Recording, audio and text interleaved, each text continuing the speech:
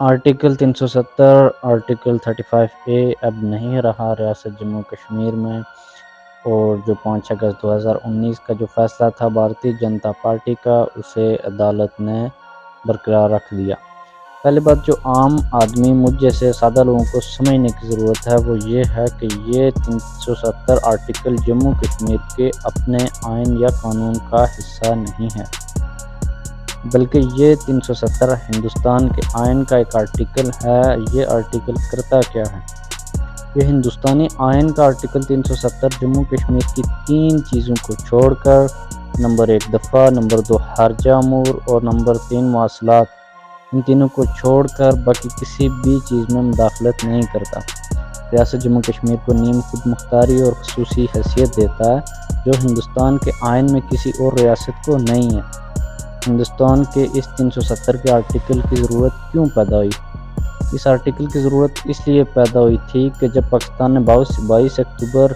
1947 کو قبائلیوں کے ذریعے حملہ کیا تو مہاراجہ ہری سنگھ کے پاس اتنی طاقت نہیں تھی کہ وہ حملے کا سامنا کر سکے۔ اس لیے مہاراجہ ہری سنگھ نے ریاست کو اور اپنی عوام کو بچانے کے لیے 26 اگست 1947 کو جموں کشمیر کا ہندوستان سے الحاق کا معاہدہ کیا، جس میں ہندوستان کو 3 امور دیے: نمبر 1 دفاع، نمبر 2 خارجہ امور اور نمبر 3 مواصلات۔ باقی تمام معاملے میں ریاست کو خود مختار رکھ کر فیصلہ کیا۔ ریاست جموں کشمیر کی عوام پر اس کا فیصلہ چھوڑ دیا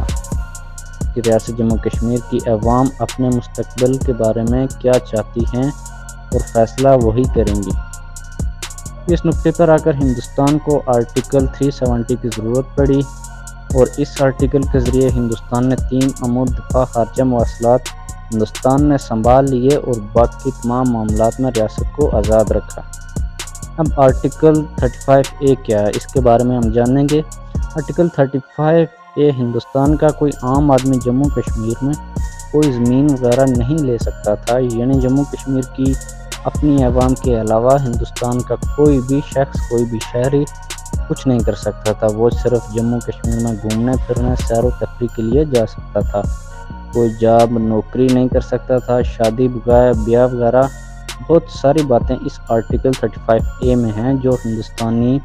شہری جموں کشمیر میں نہیں کر سکتا تھا۔ اب دوستو ہم بات کریں گے کہ آرٹیکل 370 اور 35A کا سب سے زیادہ نقصان کس کا ہوگا، کیا اس کے ہٹنے سے ریاست جموں کشمیر کی عوام پر کیا فرق پڑ سکتا ہے۔ ہم ذرا اس کے بارے میں ڈسکس کریں گے۔ دوستو سب سے پہلے میں آپ کو بتاؤں کہ آرٹیکل 370 پوری ریاست کے لیے نہیں تھا، بلکہ شیخ عبداللہ نے ہری سنگھ کے مشروط معاہدہ لاک کو مسخ کر کے کانگریس کی خوشنودی کے لیے 370 بھارتی آئین میں ڈلوایا تھا، جو صرف اور صرف جموں کشمیر کے کٹ پتلی حکمرانوں کو تحفظ دیتا تھا، کیونکہ 370 کے تحت جموں کشمیر حکومت کا مالی آڈٹ بھارتی حکومت نہیں کر سکتی تھی، اور یہ بھی کئی طرح کے فائدے کٹ پتلی حکمرانوں کے لیے اس آرٹیکل میں موجود تھے۔ البتہ 35A جو کہ مہاراجہ جموں کشمیر کے آئین کی شق تھی، وہ اہمیت کی حامل تھی، لیکن اگر بالفرض میں کہوں کہ ریاست جموں کشمیر تقسیم نہ ہوتی، قبائلی حملہ نہ ہوتا اور ریاست متحد رہتی اور ایک ملک کی شکل میں موجود رہتی، تو یہ ہمیں لازمی 35A ختم کرنا پڑتا، کیونکہ کسی بھی ملک کی ترقی کے لیے ضروری ہے کہ وہ دوسرے ممالک کے ورکر جیسے ڈاکٹر، انجینئر، پروفیسر کو خدمات کا موقع دیتا ہے، تاکہ دوسرے ممالک سے انویسٹرز آئیں اور ملک کی ترقی ہو۔ جیسے آج ہم دیکھتے ہیں کہ گلف ممالک اور مغربی ممالک میں پوری دنیا سے لوگوں کو اپنے ممالک میں وہ آباد کرتے ہیں اور اپنے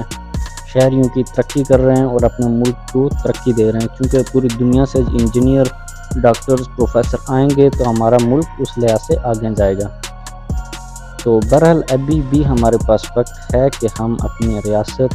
جو معاہدہ امرتسر کے ذریعے قائم ہونے والی اور تخلیق ہونے والی ریاست ہے، جس کا بانی مہاراجہ گلاب سنگھ ہے، اور مہاراجہ ہری سنگھ کے معاہدے کے مطابق ریاست کی اسی بحالی کے لیے جدوجہد کرے۔ جو ریاست 22 اکتوبر کو ہونے والے قبائلی حملے کے نتیجے میں ہم سے دور ہو گئی، تقسیم ہو گئی، ہم اس کا کلیم کر سکتے ہیں۔